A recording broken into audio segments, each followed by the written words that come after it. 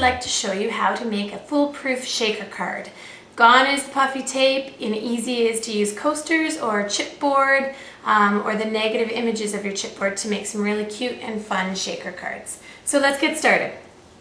What you're going to need is either some thin chipboard, or if you don't have access to thin chipboard, it's easy enough to use 2 layers of the white chipboard or a thicker cardstock that comes in the package of our designer series paper, and you can just glue 2 of those together and it gives you a good thickness.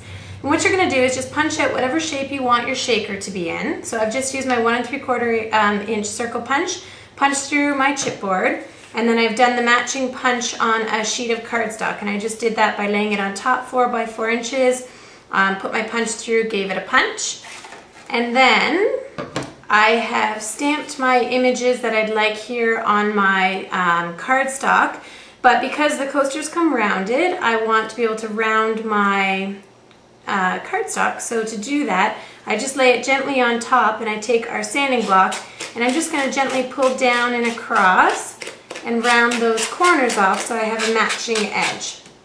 So I've done that already on 3 of the corners, so you can see that they're going to lay nice and flush. Now my card I've already built, so it's just a standard size card, 4 1/4, 5 1/2. I cut off 1/2 inch and just added this chocolate chip scallop edge to add some appeal to the bottom of my card. And what I'm going to do first is I'm going to adhere my white cardstock just to my card front where my image is going to show. It doesn't really matter where it is. I'm just going to apply that down. And I kind of cheated. You can see that my image is actually punched out of my white cardstock there. So I'm going to attach that to the base of my card. So this is what's going to show through my shaker hole. And then you want to apply your chipboard to your card front. And you want to make sure that you're fairly generous with your adhesive, most importantly around the punched out image, because you don't want your micro beads falling out of your card. And if you wanted to use sticky strip, it's another safe option. And you're just going to adhere the chipboard to your card. But I want to move this over a little bit first. It's always a good idea to test it first. Okay, I'll reapply that, and I'm going to stick my chipboard down just so I can center it so it's about centered in my card. And now what you're going to do is you're going to take just a little spoonful, and I do mean little spoonful. So in my 1 3/4 inch circle punch, I'm only going to use, oh gosh, maybe 1/4 teaspoon in beads to put on there. But actually, before I do that, sorry, I want to adhere my image to my card. So I've stamped my dear friend, my reindeer. I stamped him using the 1 inch circle punch, and then the Riding Hood red is done in 1 1/4 inch, and my chocolate chip piece there is done in 1 3/8. So using a little tiny baby spoon, it just covers the tip of my spoon, and I'm just going to pour that into the well. So you can see that the chipboard really makes a nice little edged well for these beads to sit really nicely in. And I like how they're laying.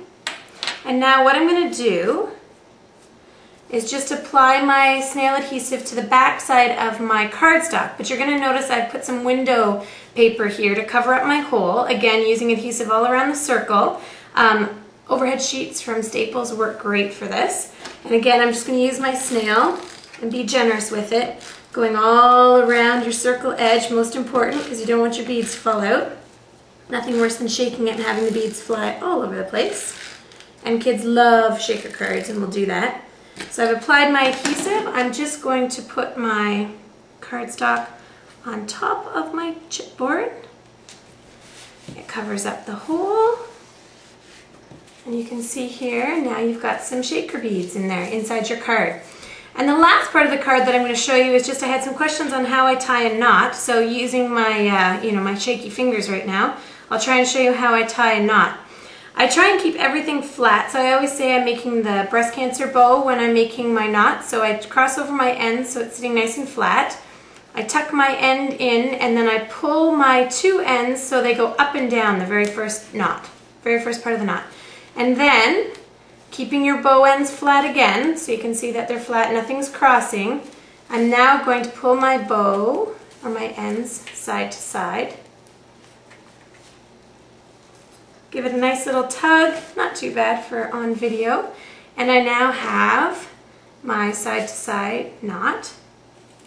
And a little trick here, I mark my ribbon scissors with a piece of ribbon on it, so all my customers know don't use these scissors on anything but ribbon. And I'm just gonna move my knot over, and I've got myself a really quick and easy shaker card that kids can go nuts with. And the beads shouldn't fall out on you. So that is my Happy Holidays version, and of course, I needed to make a Happy Halloween version as well. So I've got my spooky spider from Batty For You on my Halloween sample for this card. Have fun! Hope you make some shaker cards.